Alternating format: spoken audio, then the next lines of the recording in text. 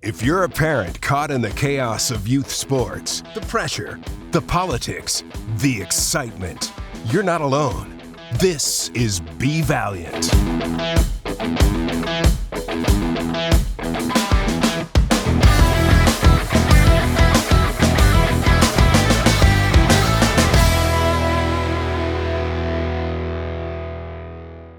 Welcome to Be Valiant, another episode. I'm excited today to have a great guest from the collegiate space of all places, Bob Dranoff, also known as the commissioner. He's going to say former, was the commissioner for many years of the East Coast Conference in Division II. I met Bob, and this is a great story, when I announced the launch of Valiant Sports Society a bit over a year ago. Bob was one of the first people that reached out to me on LinkedIn and was all for the mission. We had a great initial conversation. He is a great guy. I love talking to him, and definitely shares a lot of the same beliefs. He has been a sports parent. We're going to talk about that today, and we're going to wrap all of this experience into his collegiate experience as well. His wife, Ann, and his two daughters, Alex and Catherine, who are now adults, were former youth and collegiate athletes. We'll jump into that. Currently, he's a professor at St. John's University as well as St. Joseph's College. So we share that bond as well because we both teach. And he's a frequent voice on issues such as mental health, youth sports development, college athletics reform, and the evolving role of the club sports in higher education. I'm really excited to bring Bob in today. Bob, welcome. Thank you, Todd. I'm appreciative of the opportunity. I'm a big fan of what you're doing, and this is a great opportunity for me to talk to you. Thanks. Yeah, well, it's a great opportunity for all the parents out there, hopefully, that are listening to learn everything from you. I mentioned it in the open. Your wife, Ann, and you were sports parents to Alex and Catherine. And let's kind of set that table a bit because, one of the threads that I really like here is bringing individuals on that have completed the experience. And, the experience that you went through guiding the girls through their sports journey, they're a little bit older. So as we've seen the evolution of youth sports and probably the pressures ratcheting up based on how the business and the ecosystems are delivering has probably changed a little bit, but I'm assuming not a whole lot. A lot of the same things in today's ecosystem were probably very similar when the girls were going through it. So talk a little bit about, both of your daughters and they played field hockey and they ran track. Talk about that youth sports experience that you and Ann went through with them. So we I'm based here on Long Island, New York, and to be honest with you, even though I've spent a career in college athletics, I didn't know much about youth sports other than my own brief experience when I was a kid, which wasn't anything like what my two daughters went through, to be honest with you. It was a lot more back when I was a kid of free play and a little bit of little league and little organized, but there was no such thing as travel teams unless you were exceptional and things like that. But we kind of were winging it for most of the time, but both of my kids did youth soccer and some lacrosse, big sports here on Long Island again. And as they progressed and started moving their way into middle school, and our deal, like many parents, was you got to do something. Either you're going to do sports or get involved some other way, but need to be active. And they both chose the sports route.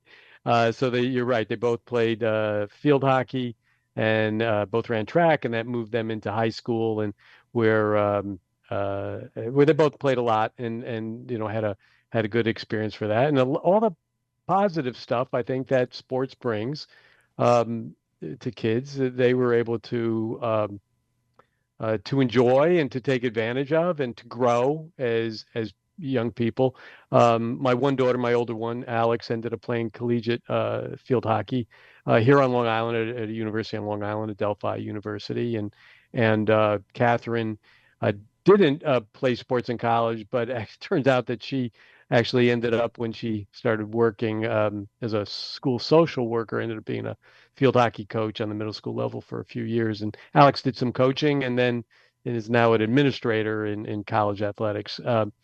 But Our experience was for the most part positive. But some of the things that you and I have talked about ourselves about some of the issues that occur, they did encounter as they were in school sports.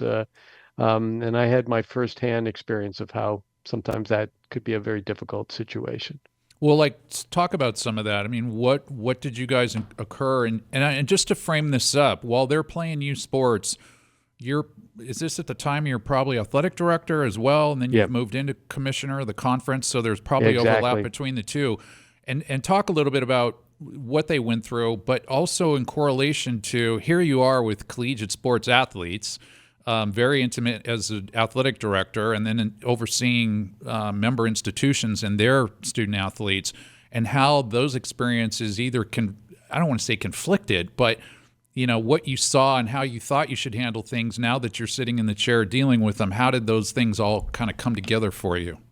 I wish I could tell you that I had really strategically thought about all the issues that came up and tried to do a great job understanding and thinking these out and making great decisions.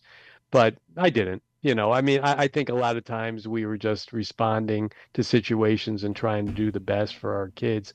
I do recall, youth sports were, relatively, our kids were pretty average in the youth sports that they played until they reached school sports. And honestly, I think our attitude was always not about uh, how that you're going to be the best, but more about be part of something and enjoy it and have fun. Um, Once they reached high school, though, it became, and again, this is something that I know you and I have spoken about, some of the parental issues. With parental behavior and things like that did at times put me in somewhat of a difficult situation. I used to find myself watching my daughter's field hockey when I could get there because again, like, as you said, I was a college athletic director at that time. I had to be at stuff for my own program, but when I'd get there, I'd find myself standing with my wife on the sideline as the season progressed. I'd slowly move around to the other side of the field just to get away from parents, because they would complain to me thinking that maybe I knew something, which I didn't. I used to tell people about field hockey. They would complain to me about the officiating, and I would say, listen, I have a background in athletics. I said, and I don't get this game, so there's no way you're going to get this game Yeah. because they were complaining about the refs and everything else. But so that was some of the stuff that I saw and learned firsthand. Um, that really kind of informed a little bit of where my thoughts about youth sports today. Um, some of the other things that at times that we would also see as some inequities in facilities and commitment to the girls' programs at times, um, which now my kids are now in their 30s.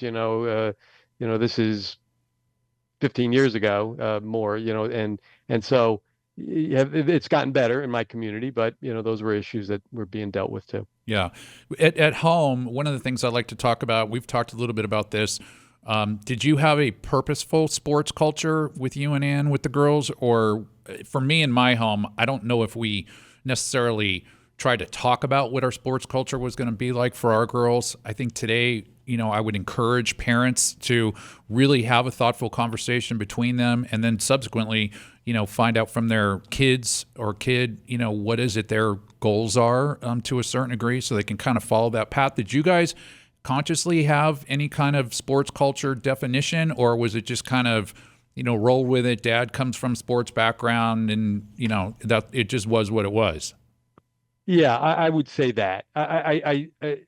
It was more of the latter. I think that um, in a lot of ways we were happy that the kids were involved, and it is we're in a community like many where sports are important in this community. A lot of people participate, um, and so the fact that they were had a chance to be part of something was important to us. I really I wasn't thinking. My older daughter was a pretty good track athlete and pretty good at field hockey. Had some opportunity, but not a lot of opportunities. She's been recruited by some Division III schools. Ended up at a Division II. Um, but no, I wouldn't say it was purposeful. I think what we were looking for is this is an avenue for you to grow as a person, and they like sports, especially my older one. I don't think my younger daughter ever thought that she would move further into anything else after high school. And for her, it was definitely a little bit more of a social situation. She was one of those kids that turned out to be captain in a lot of her teams, just not necessarily because she had the most talent, but definitely because she everybody knew who she was. Yeah. Um, but so yeah, I wouldn't say it was purposeful, and I do agree with you. I think there is a lot to be said about discussing where do we want this to go. Um, are we happy with just almost a recreational approach to what we're doing with sports, or is this something that you would like to try to do more with? And in that case, what can we do to help you? Yeah. So with the girls, and we'll close the loop on this for right now because there'll still be a theme throughout. But with the girls, you talk about a few of those situations. Did it end up affecting them at all? On the field, maybe mental health wise, long term, short term. Did anything happen along the way with adversity, with coaches, with organizations, with whatever the injuries that you had Yeah, to I, deal with? I, I don't, not during their school sport time.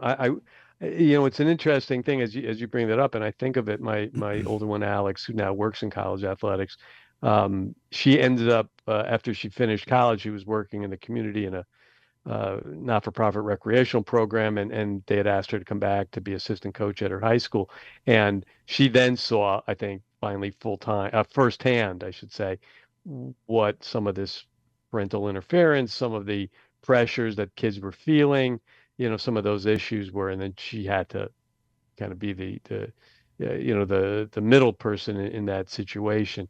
Fast forward to a time where she's an associate AD at a Division II school, and you would hope that that kind of situation kind of calms down as you're moving into from high school into college, but it doesn't. There's a lot of things in there too. But no, for the most part, they had some injuries, and um, but when it came to sports, there wasn't a lot of.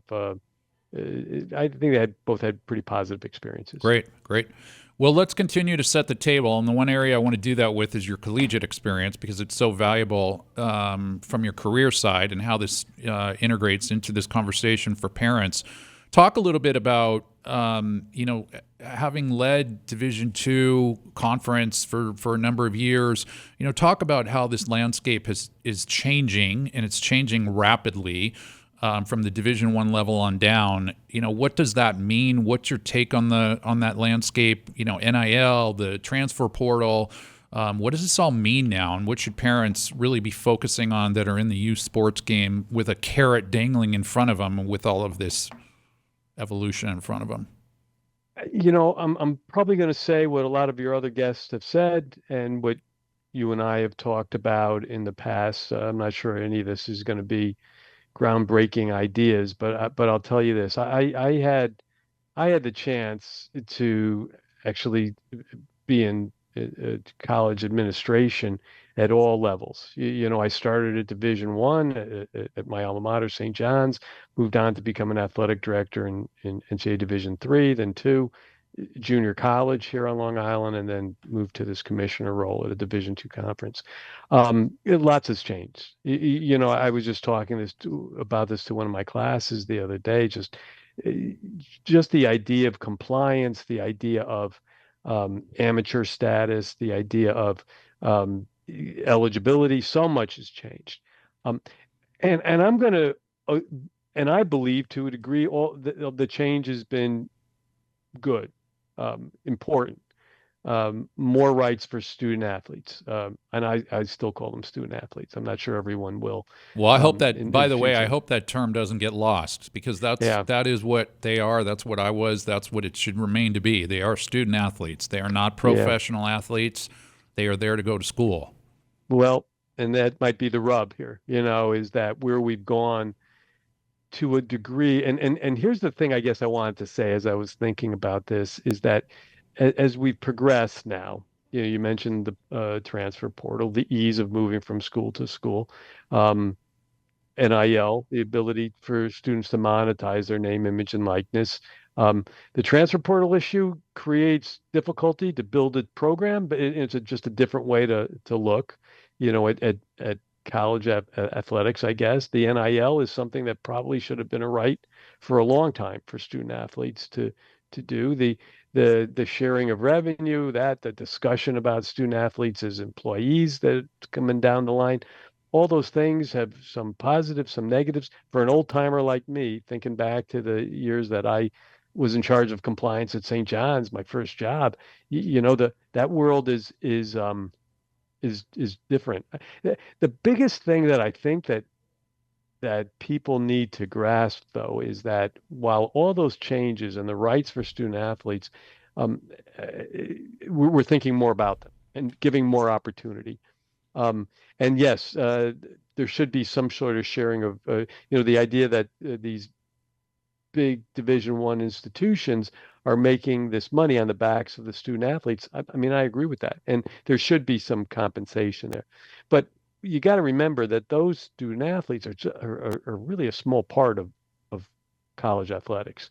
The NCAA has thousands of student athletes participating, and most of them, if you take out the highest levels of Division I, the 40 something schools, most of them won't see great compensation through athletics. Um, Most of them are playing sports because they love sports, and it's giving them an opportunity to go to a school that they want to and get a degree and move forward.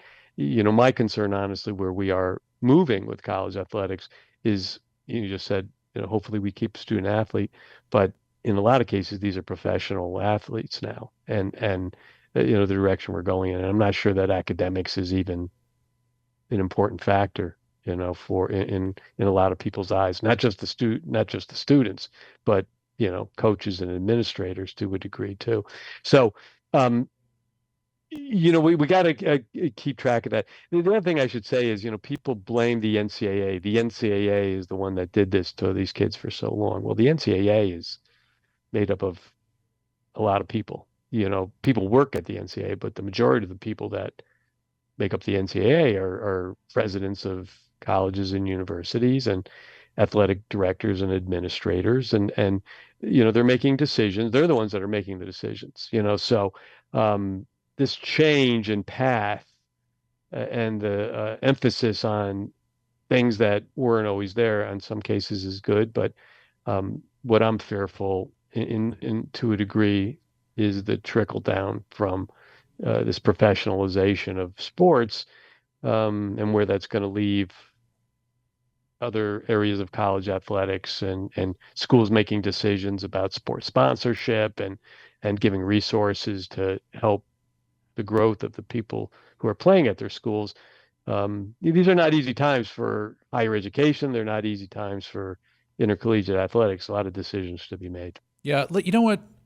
I don't know if I was planning on doing this, but let's dive a little bit here, and I'm going to be careful because I want to keep this in the corral for the parents. But let's break down these really quickly. When we talk about NIL, and as a former college athlete, I certainly am for compensation to the athlete. I think when you talk about the NCAA and, where if fault is pointed towards them, I mean, I think at this point we have got to figure out some type of earnings cap. I don't want to call it a salary cap, but we've got to put an earnings cap on this. We can't have athletes that are, being enticed by what we're hearing now at $5 and $6 million to go play at a school.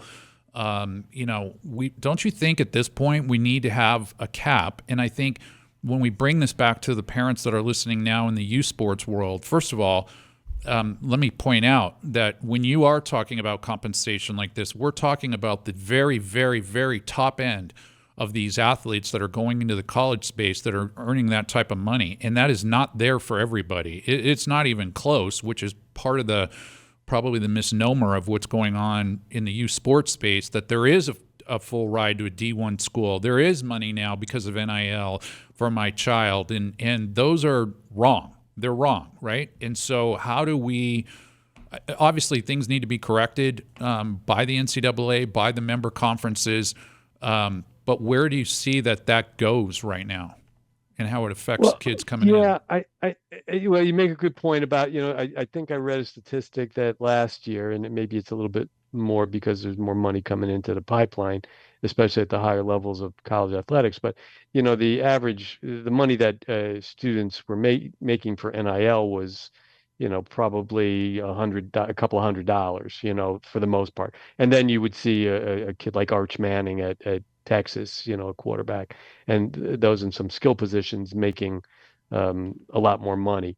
Again, in programs that had the ability to bring money in, but the majority of student athletes that are playing collegiately won't see money, or I think that initially, again, as I was coming up, I used to be in charge of getting student athletes to sign off on forms that the NCAA required, annual form, where you stated that you were basically agreeing to give up your rights to your name, image, likeness, that you would not try to monetize that because college sports were amateur, and there was the idea that there'd be some delineation between college and pro. The cynical people would say that this was all a scam by, colleges and universities to be able to hang on to all that revenue they would get from, whether it was from, media contracts or the sale of merchandise that had the name of maybe an athlete on it, or a lot of this began with, using likenesses in video games for college basketball, and so for all those reasons, we're moving in I think, a positive direction where there's going to be some compensation for these people, but the majority of them aren't going to see that. Where I think the reality is going to be is that if there's certain, and the majority of the money is going to go to men's basketball and the revenue and football sports athletes. Yeah. Yep. Yeah. Perhaps at some point, women's athletes, but currently Title IX doesn't. It's a sort of a gray area if you need to, if you have a violation of Title IX by not sharing that money equally with the women with NIL or the revenue share money, or, so there's a lot more to be done. I used to say that I used to go out and speak to at schools, high schools, for student athletes and their parents who were thinking about college. And I used to say, boy, if I could tell you that all that money that you put into the years of travel team and training for your child and everything else, that would equate to the amount of money you're going to get for a scholarship. It's just not true. It just doesn't work that way. The elite athletes are going to have more of the opportunity for the finances. That's not to say, though, Todd, that the idea behind being able to use your name, your likeness, your image to try to find opportunities to monetize that now as a college athlete, there is opportunity there. And I think in a lot of ways that whole NIL piece, it becomes an educational thing, to learn how to brand yourself, to sell yourself, all important skills as you look for a job and you move on. And, I'm actually, one of my classes I'm teaching, we're focusing on that, not necessarily with some athletes, but with the whole class, trying to teach them about, some of those skills. I'm not sure if I answered that part. Well, no, it's okay. You're getting there. I think I agree with you. And I think the NIL side, from what we saw previously before we really saw this explosion, we saw athletes. One that comes to mind is Jeremy Bloom. Jeremy Bloom was a wide receiver at Colorado, but he was making a name for himself in the Winter Olympics, and he was unable to generate any revenue from what he was doing. I do believe that the athlete deserves to have that opportunity. I just think that the NCAA, probably the conferences, need to come into play. There needs to be a cap. We need to figure out what that looks like so that, again, as a guy who graduated from SMU and lived there during one of the years of the death penalty, we've got to figure out how to not allow money to get to athletes for the wrong reasons, to recruit them there, right? Which is what's going to happen. I mean, in the greater scale, like, the richer school can come in and pay somebody $10 million to get them to play there and so on. There's got to be a cap to this whole thing. But I think most importantly, parents need to understand from this conversation, there's probably two things along the way when it comes to NIL as we sit here today. One is the reality is your kid is not going to get money from a collective just being, going into a non-rev sport, first of all, not basketball, not football, and also as, just a good athlete, not a great athlete. And so that money, and look, I think this has evolved in this conversation, right? Because when my kids were in youth sports, NIL wasn't that impactful at the moment. And the conversation was, oh, well, D1, you got to get a D1 scholarship. That was the carrot that was being dangled by coaches and by organizations that, you were involved with. And now I think that's very easy for them to say to try to keep you there for their revenue purposes. Hey, it's D1 and you're going to earn money in NIL and this is what's going to happen and blah, blah, blah. But parents need to fully understand what the reality is. There's a reality how many kids can actually go play D1 sports to begin with, which is very, very, very small. And then on top of that very small percentage that's going to go play, there's a very small percentage that are going to make anything of what we would call earnings. To your point, the average being, I think I read, is between $200 and $500 that an athlete might be making. So anyway, I think NIL is something that parents, in the youth sports space right now that are even having any kind of thoughts about this need to dive in and learn more and really educate themselves on what's the real opportunity. The focus should still be on trying to get education paid for. I don't think that should get lost. And what that means, who knows? I mean, we were joking on a previous podcast. A scholarship for me in college baseball, my first year at Division I school, it was getting my books paid for. But I got a scholarship. Got a scholarship, right? And it was getting books paid for. And I don't think a lot of parents even think about that today, that, that partial is books or that partial is housing or that partial is a food card or whatever, right? Anyway, I'll give you final thoughts on NIL and then I don't think a lot of that's changed, from your time to now. Couple of things I should point out, I think, is that, you mentioned this idea of a cap, and I think all this NIL, the sharing revenue, it's all in a moving space. There's some outlines. What college athletics is still looking for at some point, I think, is governmental involvement, that the government will create law that's going to try to create a little bit more of a level playing field. It hasn't happened yet. And I'm not, from people I speak to, they don't feel like maybe it'll ever happen. You're right. I think people have to keep educated. The other thing, too, is with the NCAA, a lot of these things where they would have for many years these rules and so many rules, and this limitation, that limitation, in some cases, they've tried to move themselves out of that picture because they've been sued by everyone. Whether there's another lawsuit I saw today about eligibility. Millions and millions of dollars have they've settled for over the years, and they need to get out of that lawsuit business.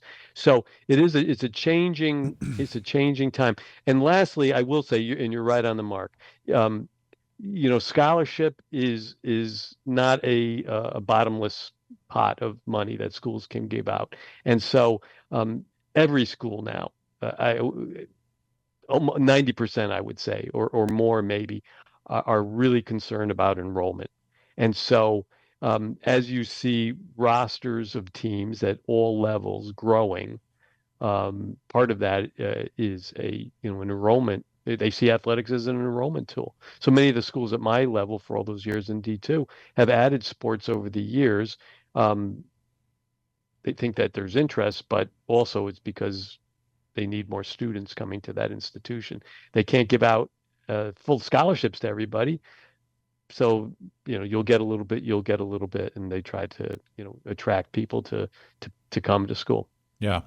I want to get into the transfer portal, but I want to talk about D2, D1, D2, D3. We can throw NAIA, even JUCO in this conversation.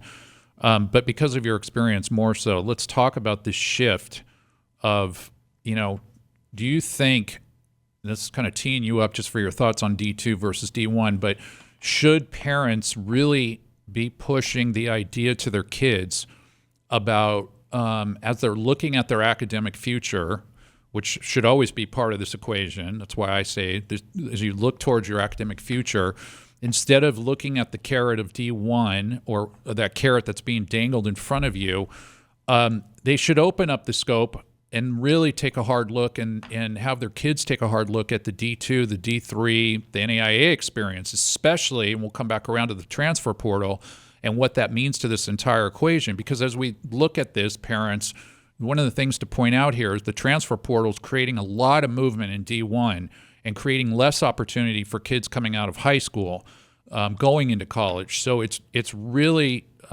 would behoove you to take a hard look of entering the collegiate athletic space in a different level with the opportunity that you might move through the transfer portal. But Bob, I'm sorry for the long setup here, but talk a little bit about that, and more importantly, talk about what D2 is in the scheme of everything, and even D3, and what parents and student athletes should be looking at.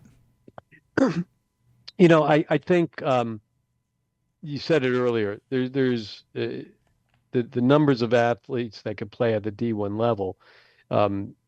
It's different perhaps. We've had a lot of movement from schools at different levels moving into D1.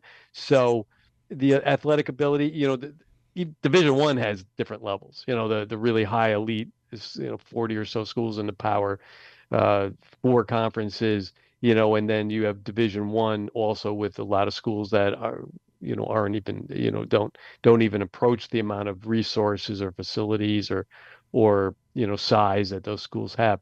You're right. I spent 12 years as a Division II athletic director and then 16 as a commissioner.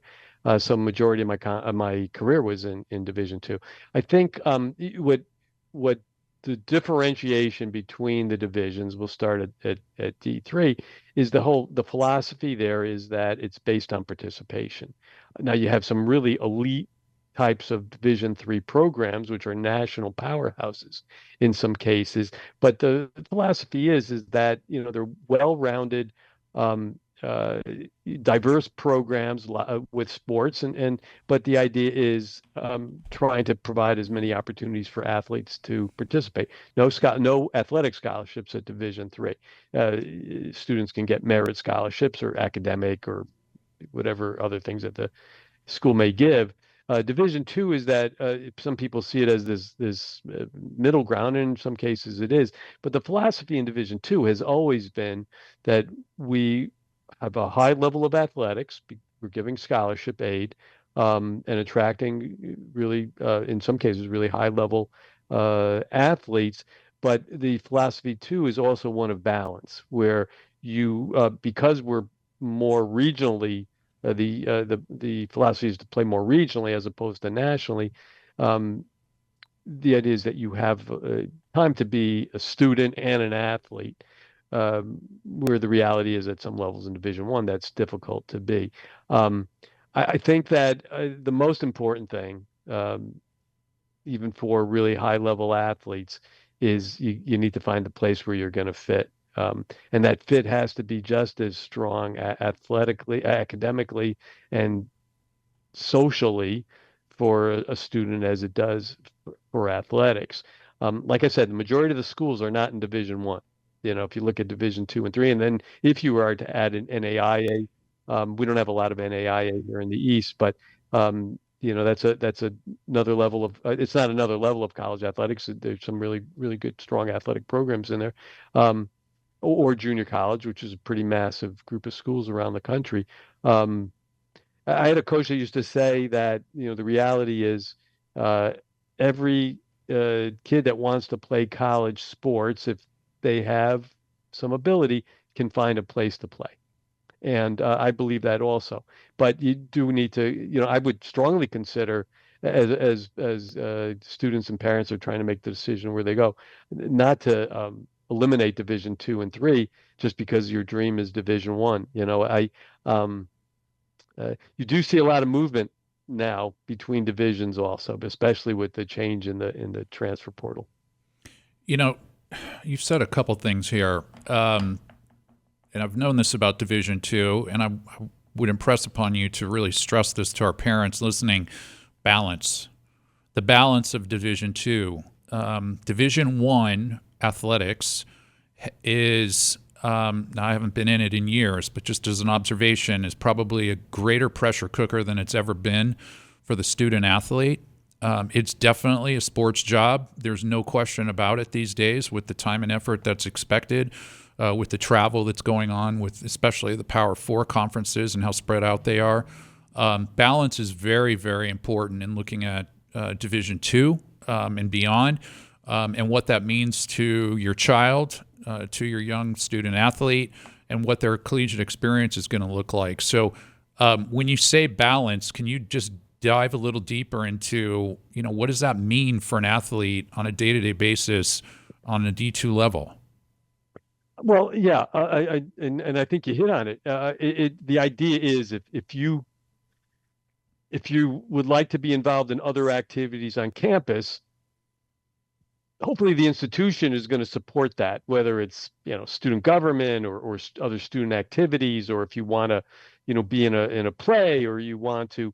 I used to use the example of if you're an education major and you need to do your student teaching, but it's during the season, how do you handle that? And I don't know how you would handle it in a Division I level where there's such a large commitment in terms of time and a competition and practice and training and everything like that. I should say that the expectation. I mean, there's most athletic programs today are run in a similar model, which is you're going to train, you're going to do your weight work, you're going to be doing your conditioning, even all this stuff, even in the off season. But I think there is a belief that it's about trying to create a more well-rounded individual. And so, another example is I used to have student athletes when I was an AD in Division II who would come to me and say, listen, I would like to do a semester abroad, but it's going to interfere with my off season. And I said, well, our policy is that you should go do a semester abroad if that's what you choose to do, and there won't be any penalty for you or on you. So I think that's kind of the philosophy there. It's very difficult on the Division I level where it's truly in some cases a year-round job. Yeah. The other thing you said, I want to highlight. I think you said it was a coach that said this to you, that if you have some kind of talent, you should find a place to play. You can find a place to play. I would take that one step further, and we'll come into this a little more into this conversation, whether it's athletics sanctioned by the NCAA, the NAIA. I would take it one step further and say, in the case of club growth, there's probably an opportunity to go play club sports. But let's pin that one, because I got an interesting story from students yesterday. Yep. But what I really want to emphasize here is what you said, and it is about if you can keep the passion in your child, your young adult, your future student athlete. If you can keep the passion in your kid, and they want to keep playing, there is that opportunity to find that place to play. By the way, I'm a poster child for this. I played Division I my first year, went to a JUCO for 2 years, went back to Division I when injured, and then ended up playing on a club baseball team at the school I graduated from, SMU. Like, I experienced almost every level of it. I should have stopped at Division II, by the way, Bob. I'm really sorry, but I should have. Along the way. But talk a little bit more about that and the importance of parents understanding that there is opportunity if your kid is invested in the sport and loves the sport. I think it kind of goes back. It's a continuation of, you asked me in the beginning what kind of parent I was when it came to my kids, and I must have said that I always just wanted them to have fun. And it wasn't like I was such a brilliant guy. It was more about me just hoping that they were happy, But I think college athletics still has the opportunity to provide a lot of growth to an individual, to a student.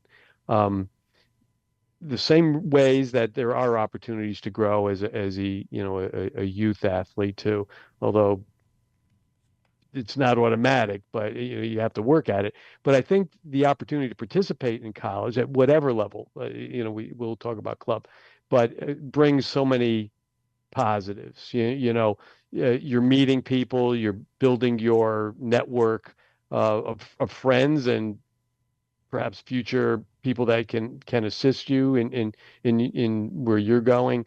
It teaches you leadership and it gets you out there and doing things and representing the school and making an impact. So um, I think that has to be the priority. Even at the college level. If you want to play and you're not finding, listen, over the years as an athletic director, I'd have plenty of kids that would come to me and say, "Listen, this is just not working out here. I have conflicts with the coach.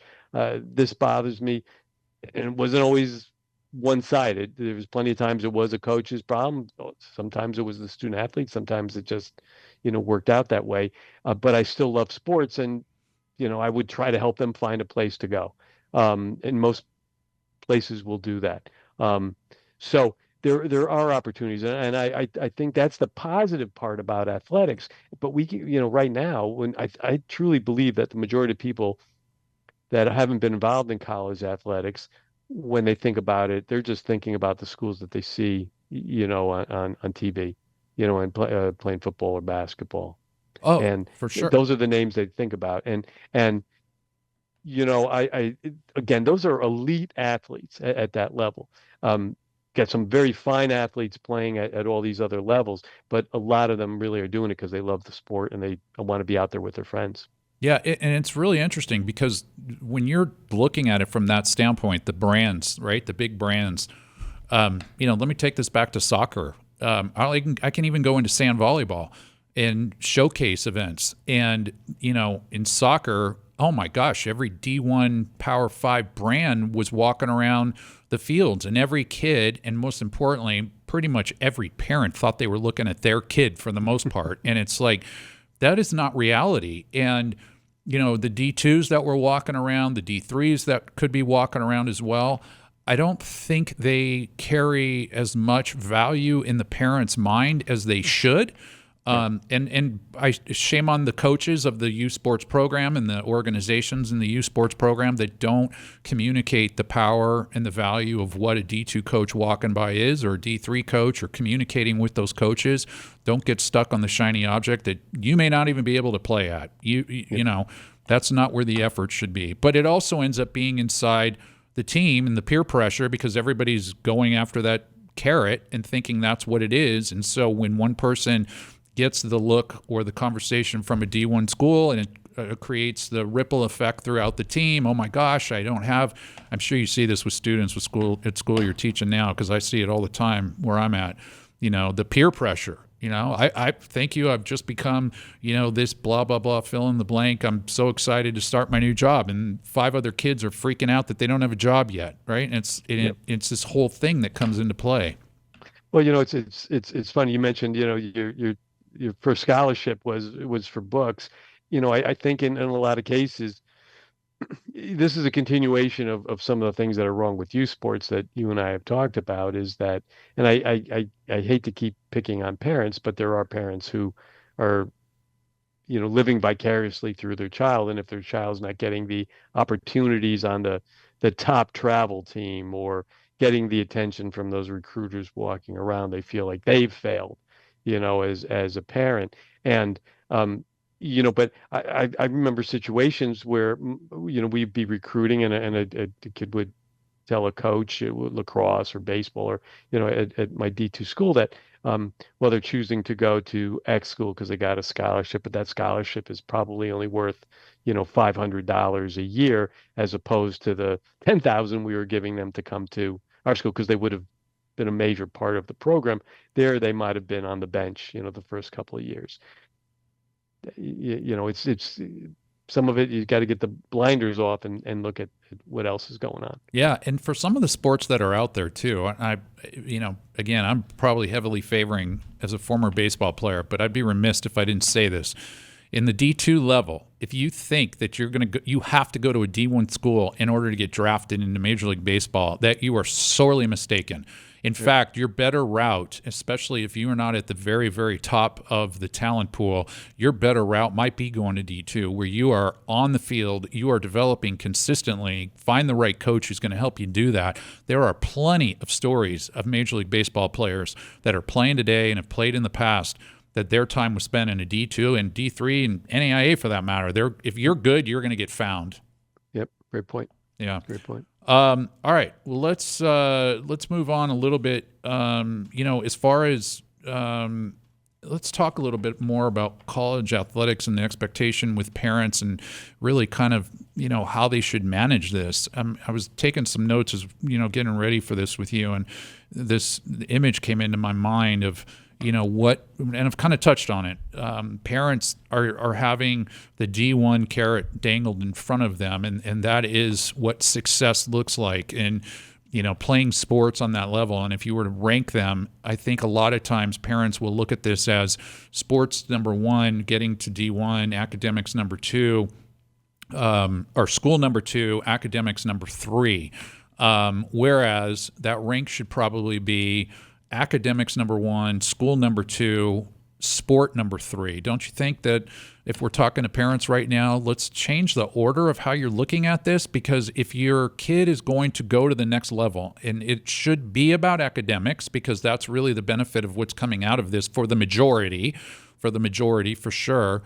And if they look at this from an academic side first, the school that fits that academics, and then the programs that they can best fit into at whatever level that might be, isn't that a better way to go, Bob? Well, yeah, I mean, to me, it's clear, and I agree with you exactly in that order. I think that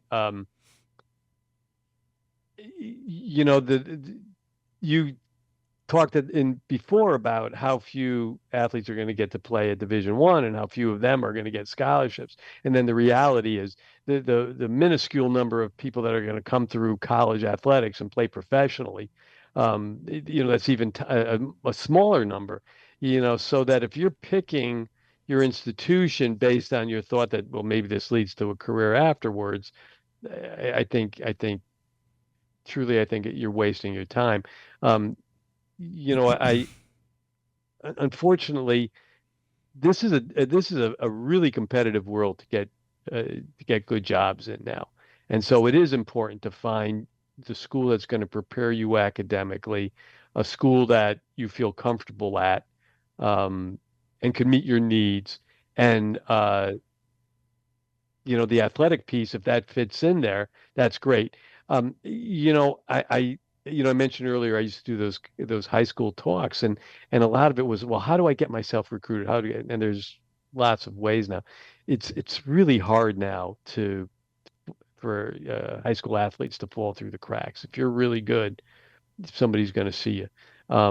And if you are not at that level, people are still interested in you. So to me, it's gather your information, look at your opportunities, focus on the academic piece, because that's what's going to make a difference.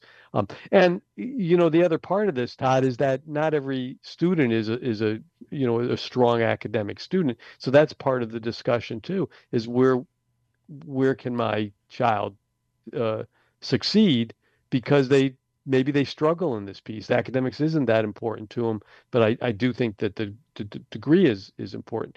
That's just staying with that a second. And again, I'm a lifelong proponent of college athletics. But we're also going through an interesting time in the perception of colleges and universities, and the value of a college degree. And there's some discussion about that, if it makes sense for every student. And I'm not going to take sides on that. That's really, to me, a personal decision that the family and the student have to come up with.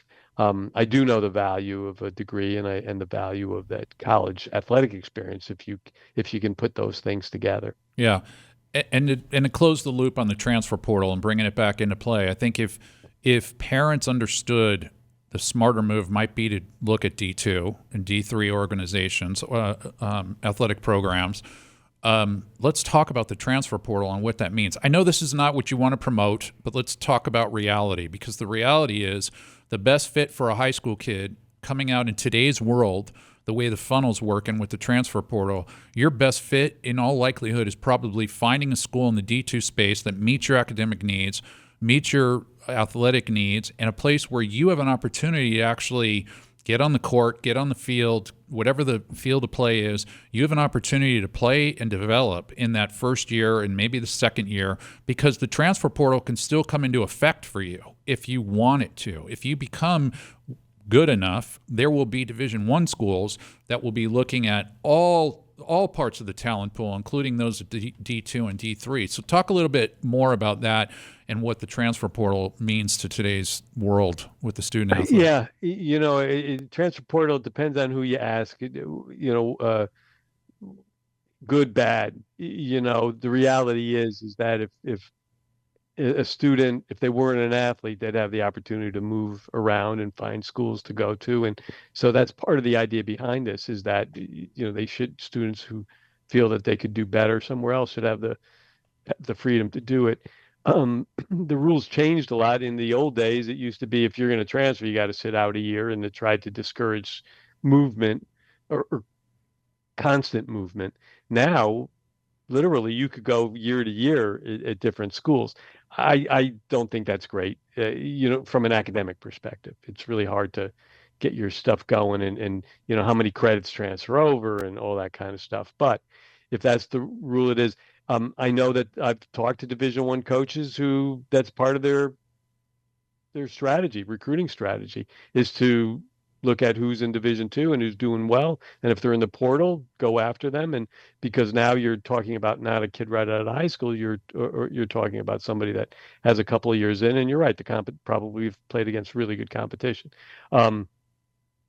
I don't think there's any schools anymore that say, well, we're not going to take transfers. I think all of them are open to that. And as I mentioned before, the schools that are under pressure to build rosters, they know that their top, say, let's go with baseball, their top 20, 22 kids, they know who they are, but they may be challenged to carry 30, 35. And so now they're going to go and and the scholarship rules have changed a lot too, that allow schools to really, have more money to give. I do caution, though, that constant movement is not good academically.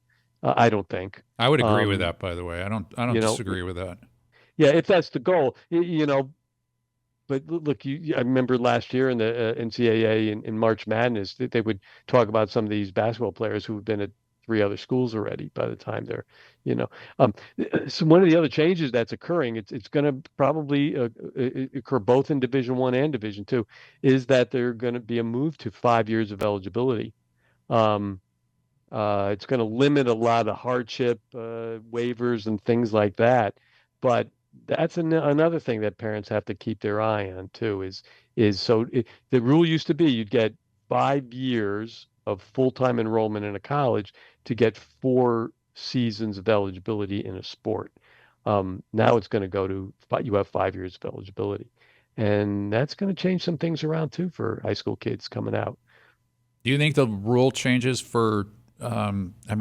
You touched on this. There's all kinds of lawsuits, and the one that's interesting to me, because they would give me 2 years of eligibility back, by the way, Bob, to go play baseball if the JUCO years are no longer considered part of that 5. I'm sure your teammates would be real happy to have you on the field, creaking around on the field. Yeah. With them. Yeah. Hey, who's that 60-year-old guy hitting bombs? That would be Professor Merkow.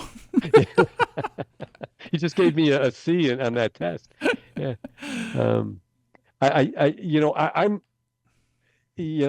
don't know about this expanding the eligibility. I think one of the ideas behind it is that statistics show that students stay in college longer. The idea of a student finishing the degree in 4 years, statistically is not occurring. So the feeling is, let's expand it. But I think part of it is due to, like you just said, the lawsuits and questioning eligibility.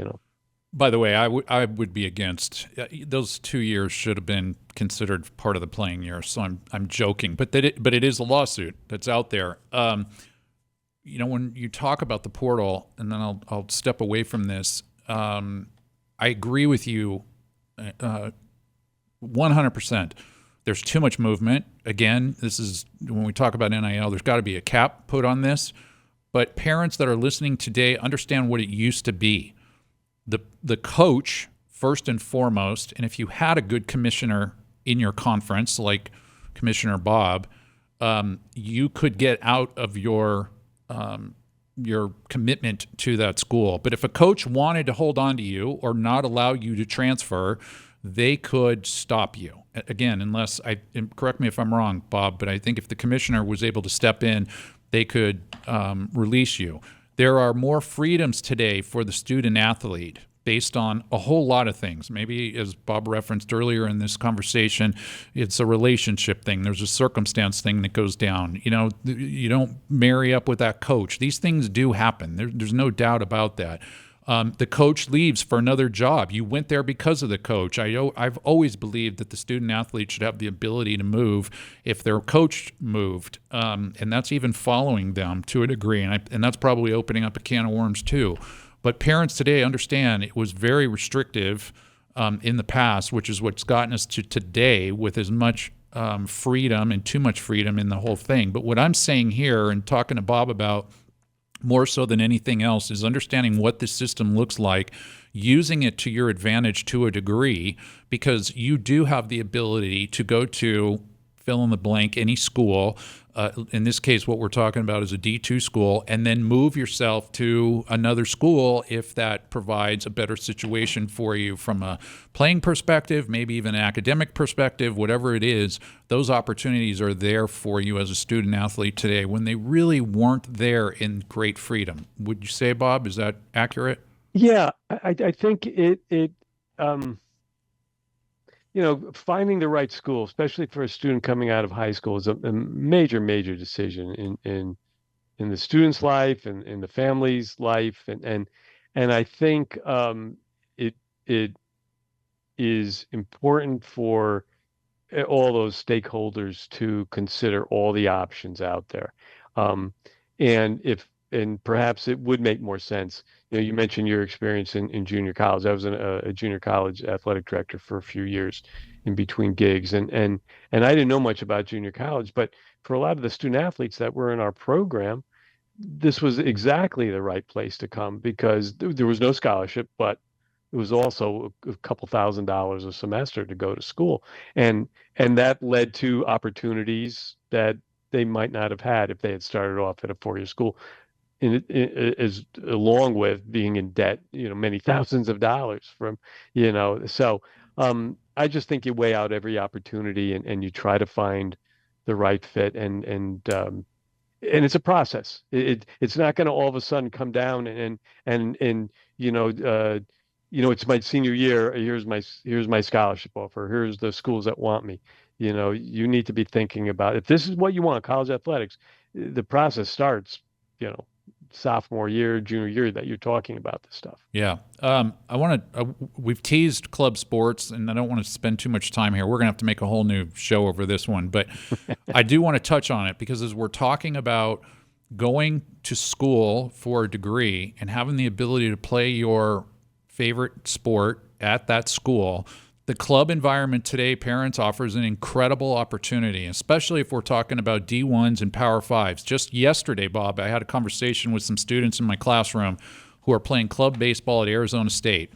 And I said to them, I was jokingly saying, when can I come out and take BP with you guys? What I found out in this conversation was that there's not just one club baseball team. There's actually two club baseball teams, what they call D1 and what they call D2. There's a first team and a second team. So there are probably 50 to 60 kids that are playing club baseball. They've got great gear. Their hat looked great. In fact, I asked them to get me one. It looked great. This is a great opportunity for students who want to go to school but continue to play their sport and not under an environment that's going to create a whole lot of pressure. These programs are all competing with very good schools, very good programs, very good club programs, and the opportunity is great. What did you see in D2, and what do you say about this opportunity as it sits here today for parents? Yeah, I think, the whole concept has moved so far ahead. And what used to be, if a school had a club sport program, it was perhaps being run by the student activities people because they were getting some money from student government or student activities to help get their program going, and then the students were contributing after that. Today, in some cases, the athletic department's running it. A whole other department is running club sports. I think what has happened at all levels, somebody, a former colleague of mine who was a D2 athletic director. She moved over to become the athletic director at Brandeis, Brandeis University here in New England. And she has an extensive club sport program. And for them, a pretty good Division III program has this club sports, and it's not just a tool for recruitment, but for retention. Like you talked about, 60 students at Arizona State among, again, thousands and thousands, but that they have a place to be. They're building these relationships. They're having fun. They're playing a sport that they loved. They're contributing to it. There is something to say for having a stake in the game, I believe, and club sports makes you have that. There's going to be some contribution of resources on your end at some point, whether it's fundraising or something like that. And I also think to some degree, you're going to see the continued growth of it because as more money goes into college sports, or the expectation is that schools are going to come up with more and more money through sharing revenue. That money has to come out of somewhere, and at the Division I level. And I think there's a fear that there's going to be sports that universities may have to decide that they can no longer sponsor to a degree, or if they're going to sponsor them, they will be non-scholarship sports, the non-revenue producing sports. That's again a whole other topic to talk about. But you've seen schools moving away. Club sports is a great option for them because they could keep the sport.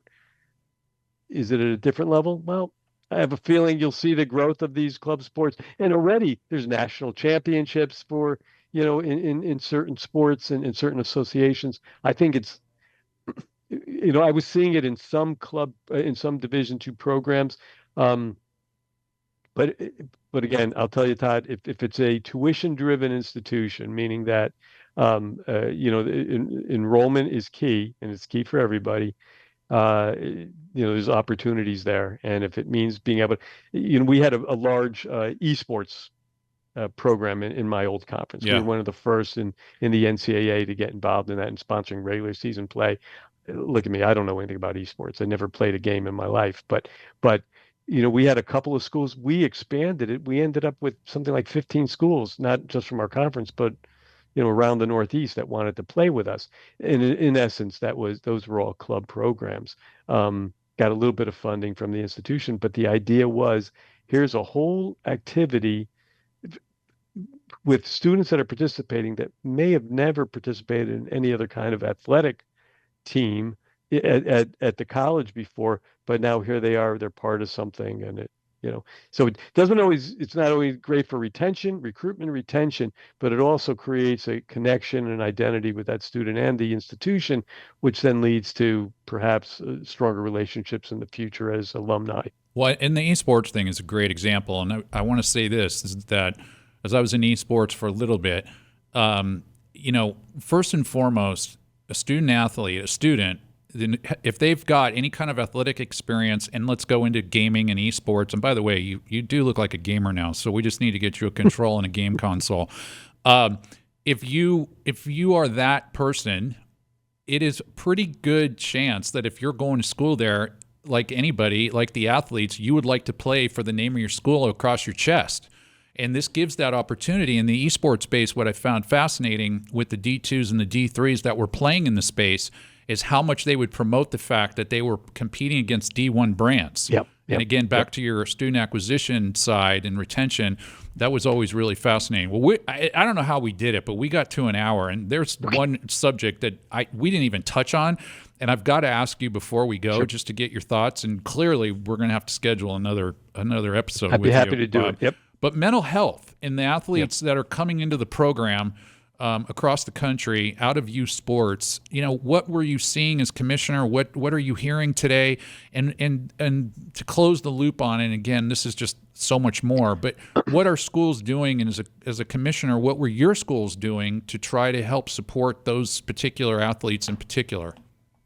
I'll start off by saying that, one of the things that I saw in my time in college athletics, I would say probably within the last 10 years, the greatest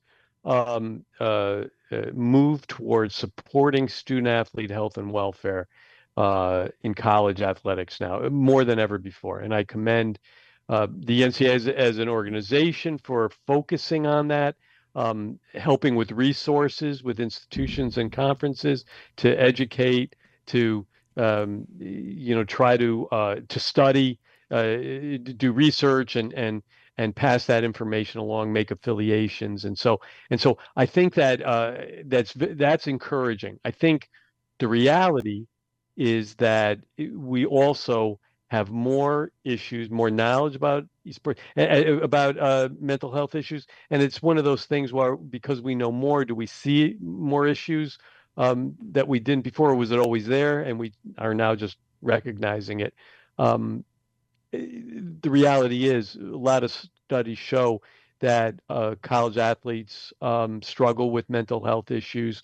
There's still a stigma involved to a level, with both for students who are willing to come forward and look for help or ask for help.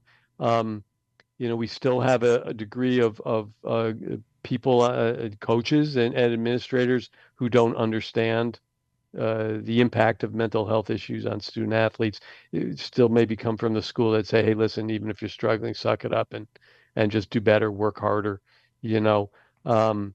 So I think in Division II, spent a lot of time on this. Our conference spent time in again, trying to provide education, trying to connect schools with people. And I think there's more opportunities to gain help now, and schools are putting more into that. Many schools have really strong counseling programs on campus to help their student athletes, or make figure out opportunities for them to bring in outside groups that would help. But it's a real thing, and again, in speaking to parents, and we didn't spend a lot of time on youth sports, but part of this also, in the concern I have now, looking at it from my former life as a college administrator, is the stress and strain that in a lot of cases we put on young athletes, even before they get to high school and before they get from high school into college. And so, really important for parents to pay attention to this. There's just so many levels to that. You're right. I think we need to talk about that, maybe some more, because I think there's just so much to that. And I'm assuming you saw a lot of evidence coming into your member institutions of the student athletes that were, coming through that competitive sports world, and the anxiety and the mental health issues that it created, and how coaches were dealing with it. Did you see growth there? And I get part of this is awareness is gaining as well over this subject matter. But, as far as youth sports and what's coming out of there, are we seeing more athletes come out of there with greater mental health issues, would you say? I know from listening to the stories even of students I've had over the last few years, that I've taught in classes and talked about some of their challenges, and maybe it was more apparent in certain sports than the others. COVID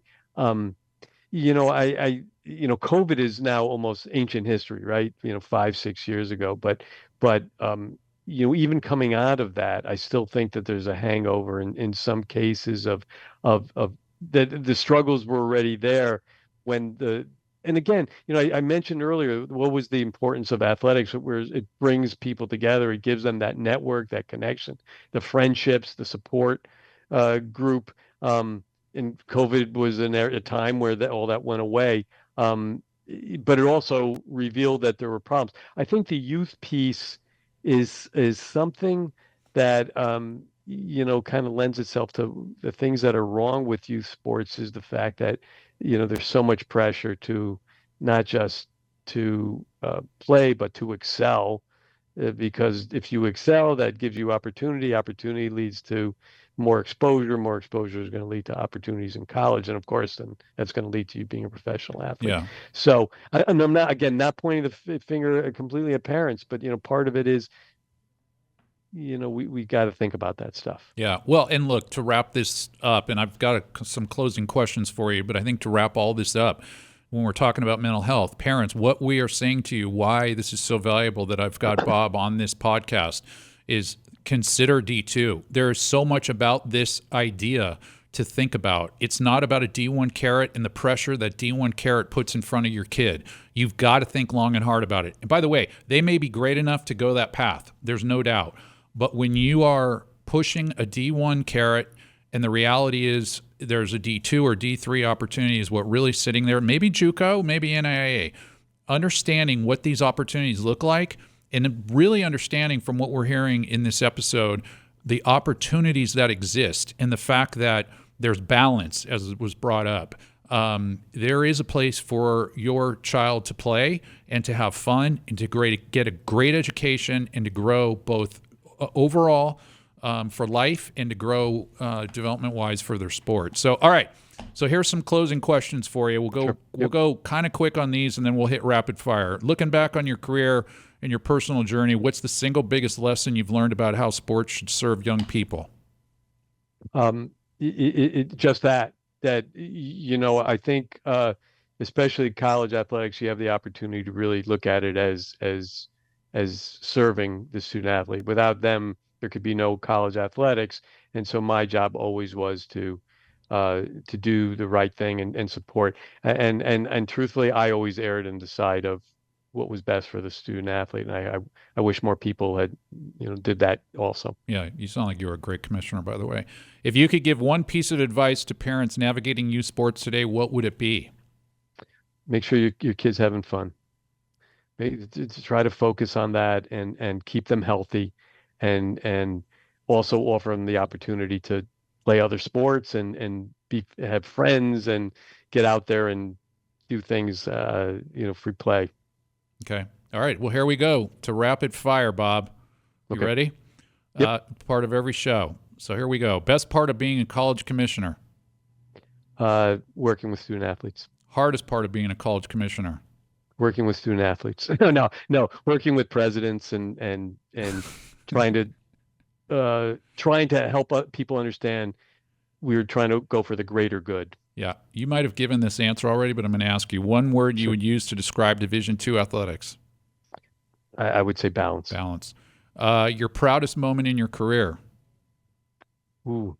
Really early on, my first job at St. John's, I got an award for going above and beyond. It was maybe my third or fourth year working. I worked under an amazing man, Jack Kaiser, my first boss in college athletics, a great athletic director, helped create the Big East Conference, and I got this big award, and it was for giving back to these student athletes, and I remembered it for the rest of my career.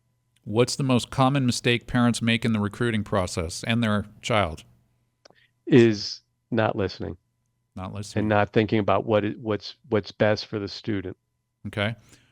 This is a great question for you. One trait every great college coach should have. Empathy. Okay. To the sports parent in you, the best advice you ever gave your daughters about sports? Is that don't worry what other people are saying about you or thinking about you, because they're too busy worrying about themselves anyways. And again, have fun. The one thing that we did, Ann and I, my wife Ann and I, we always said, if you're gonna every period in every season, you got to be doing something. And like I said, they always chose sports. I wish they chose other things too, but sports was going to be it. Yeah, that's awesome. One lesson you learned from your daughters through their sports journey? Is to watch and keep my mouth shut. Okay. And the one question we always ask every guest, what does it mean to you to be valiant? To be valiant to me, that's a great question. And to me, it's to care, and to do the right thing for people. Okay. Well, we made it, Bob. Any final thoughts on your end? No, I really appreciate the opportunity, and there is a lot more to talk about, and maybe we could do that in the future. But I do, I've known you now for a bit, and I'm really pleased with what you're trying to get done. I think it's there's a lot of room to grow in youth sports, and things to be done, and a lot of people out there that I think are have a message, and I'm glad that you're getting a chance to give yours, Todd. Well, thank you very much. I can't thank you enough for reaching out when you did immediately. I'm really enjoying this relationship, and we are going to do this again, by the way, because we blew through a lot of stuff. So thank you. My pleasure. Yeah, thank you very much for your time. Thank you. Thank you. If you found value in this conversation, be sure to share it with another parent, an athlete, or even a coach. For more stories like Bob's and other resources to help you along your youth sports journey, visit playfearless.org. And like I always say at the end of every episode, and finally, for all the parents that are in the thick of it or just starting out, remember, you're allowed to make bold, informed decisions for your child. You're allowed to walk away from the wrong team.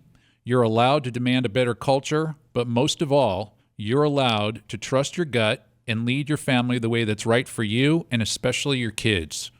Until next time, be valiant, play fearless.